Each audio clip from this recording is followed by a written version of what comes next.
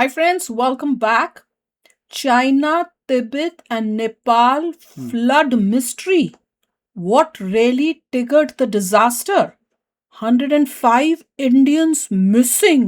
बाप रे. चलो देखें ये क्या न्यूज़ देखिए है. यहाँ पे तो यही था कि मेरे ख्याल से वो ग्लेशियर है जो मेल्ट हो गया है और ओह, जब ग्लेशियर मेल्ट होता है तो पानी तेज़ी से रश करता है और पूरा मिट्टी और पानी मिल के पूरा आता है। और इंटरनेट में बहुत सारी मतलब वीडियोस वायरल हो रहे हैं और पूरा वो पानी इतनी तेज़ आ रहा है और सबको लेके जा रहा है। Bye God. चलो वीडियो शुरू करते हैं. वीडियो शुरू करने से पहले अगर आप चैनल पर नए हो और आपने अभी तक सब्सक्राइब नहीं किया तो जल्दी से पहले सब्सक्राइब के बटन और बेल आइकन को क्लिक कर लो ताकि आपको हमारे सारे न्यू वीडियोस के नोटिफिकेशन मिल जाएं जैसे हम अपलोड करें. अगर आपको वीडियो पसंद आता है प्लीज़ लाइक एंड शेयर। चलिए शुरू करते हैं। ये डरावना वीडियो नेपाल का है। ये इमारत 5 मंजिला है और पानी उससे भी ऊंचा। और जो लोग यहाँ खड़े थे उन्हें 10 सेकंड का भी मौका नहीं मिला। ये तस्वीर नेपाल तिब्बत बॉर्डर की है, तिब्बत के इमिग्रेशन सेंटर की, जहां 1 सेकंड पहले सब कुछ ठीक था और अगले सेकंड सब कुछ खत्म हो जाता है। ये तबाही जो आज नेपाल ने झेली, इसे पूरी दुनिया ने आज देखा और जब देखा तो दुनिया की रूह कांप गई। भगवान जी. क्योंकि तिब्बत से निकला सैलाब नेपाल को रौंदता हुआ गुजरा है। हिंदुस्तान इसको लेकर इसलिए व्यथित है क्योंकि नेपाल के साथ साथ इसमें हमारे भी सारी कारें और बसें थी. वो लोग जो भोलेनाथ के दर्शन करने कैलाश जा रहे थे, अब उनके घरों का फोन नहीं लग रहा। 30 से ज्यादा जवान थाने समेत बह गए। जो बचाने वाले थे वो खुद लापता है। 60 मजदूर सुरंग के अंदर थे और सुरंग के मुंह पर पूरी की पूरी नदी आ गई। बांध टूटा, हेलीकॉप्टर बचाने पहुंचा था लेकिन खाली लौटना पड़ा क्योंकि उतारने के लिए जमीन ही नहीं बची। और ये पानी रुका नहीं है, ये गंडक बनकर बिहार आ रहा है। 8 जिले अलर्ट पर है। लेकिन अगर आपको लगता है कि सबसे ज्यादा खौफ इन तस्वीरों का है तो आप गलत हैं, क्योंकि सबसे ज्यादा खौफ लापरवाही का है। 13 महीने पहले इसी नदी में यही तबाही आई थी, जांच हुई थी, रिपोर्ट बनी थी। उस रिपोर्ट में लिखा था कि ये दोबारा होगा, लेकिन शायद सब कुछ रिपोर्ट में ही फाइल हो गया और उसके बाद कुदरत ने वो दिखाया जिसका अंदेशा उसने पहले दिया था। इसलिए कुदरत का सरप्राइज नहीं है। नेपाल जो झेल रहा है वो डिक्लेयर की गई मौत है, बस तारीख आनी बाकी थी। और इसीलिए आज सवाल नेपाल की इस त्रासदी को लेकर है कि जब सब कुछ पता था तो सैकड़ों जिंदगियां उस रास्ते पर किसने छोड़ी। क्या ये प्राकृतिक आपदा है या फिर इसके लिए जिम्मेदार हैं हम? नमस्कार, मैं हूं शुभांकर मिश्रा और आज नेपाल के लिए सारी दुनिया दुआएं कर रही है। लेकिन दुआओं के साथ साथ आज हम ये समझेंगे कि ये पानी आया कहां से। 13 महीने पहले जब वार्निंग दी गई थी तो फिर उससे सबक क्यों नहीं लिया गया? वार्निंग दी गई थी. 26 अगस्त बुधवार सुबह करीब 8:30 बजे तिब्बत की तरफ से लेंदे नदी में कुछ होता है, गड़गड़ाहट। चश्मदीद बताते हैं कि ऐसी आवाज आई जैसे ज्वालामुखी फटा और ये नदी नीचे आकर कहलाती है भोटे कोशी। वहां से चली तो सीधे उस दरवाजे पर पहुंची जहां से नेपाल चीन का सारा व्यापार गुजरता है। फिर वहीं पर बॉर्डर पर वो दरवाजा जहां से भोलेनाथ के यात्री तिब्बत में घुसते हैं, कैलाश जाते हैं। यानी उस सुबह मौत ने वो दरवाजा चुना जहां सबसे ज्यादा लोग खड़े थे, ट्रक वाले, मजदूर, पुलिस वाले और यात्री। इसके बाद 9 बजे रसू वागड़ी पहुंचता है।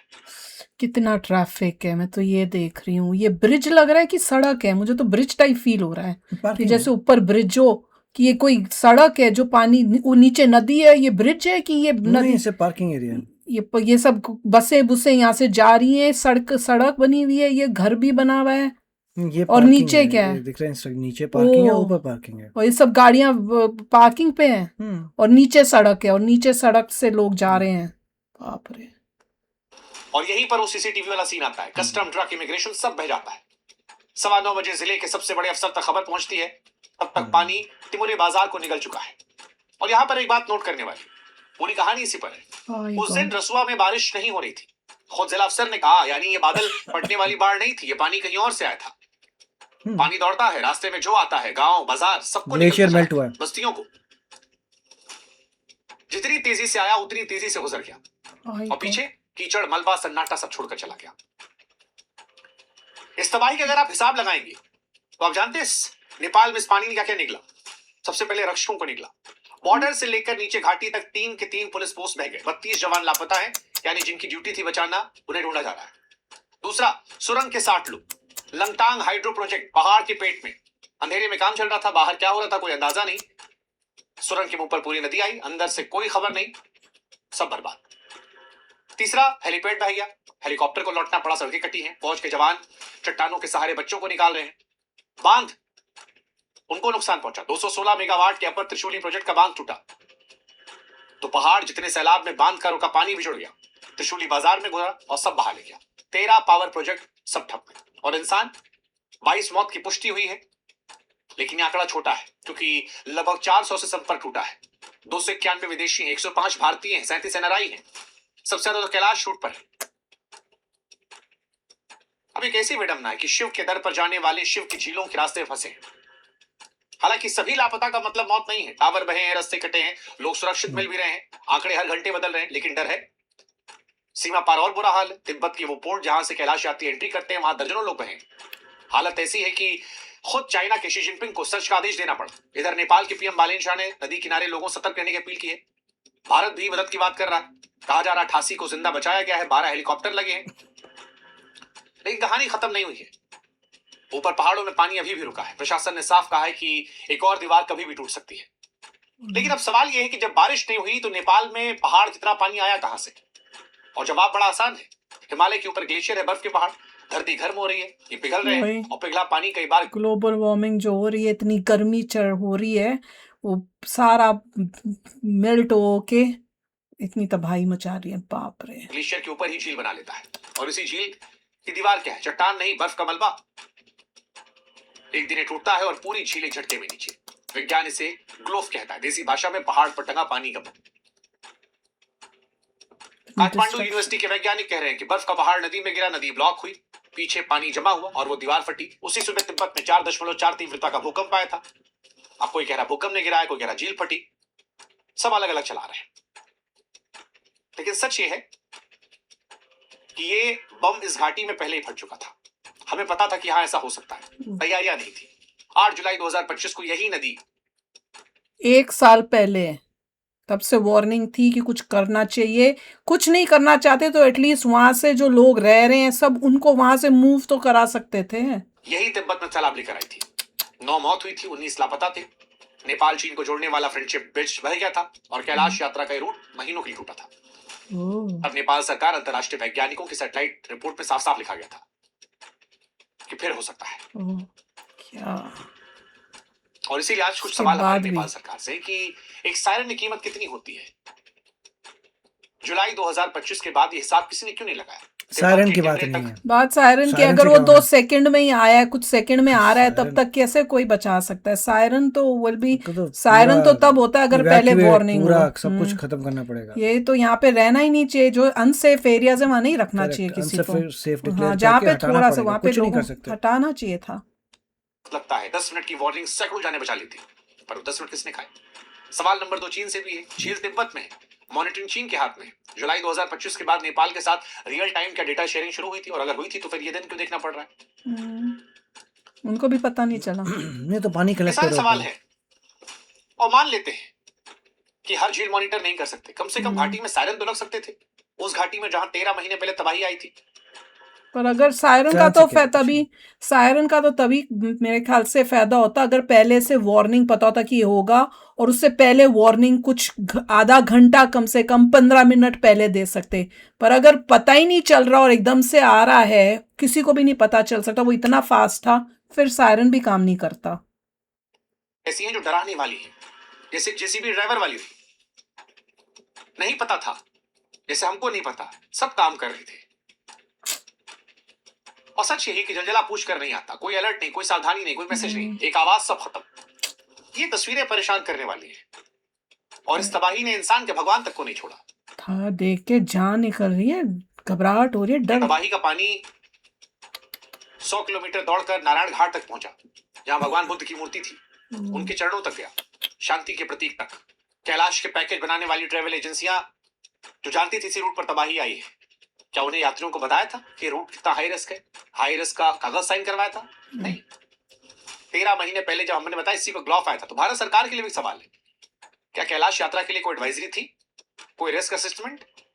इतने सारे नागरिक पहुंच गए। ये बम सिर्फ नेपाल के ऊपर नहीं टंगी।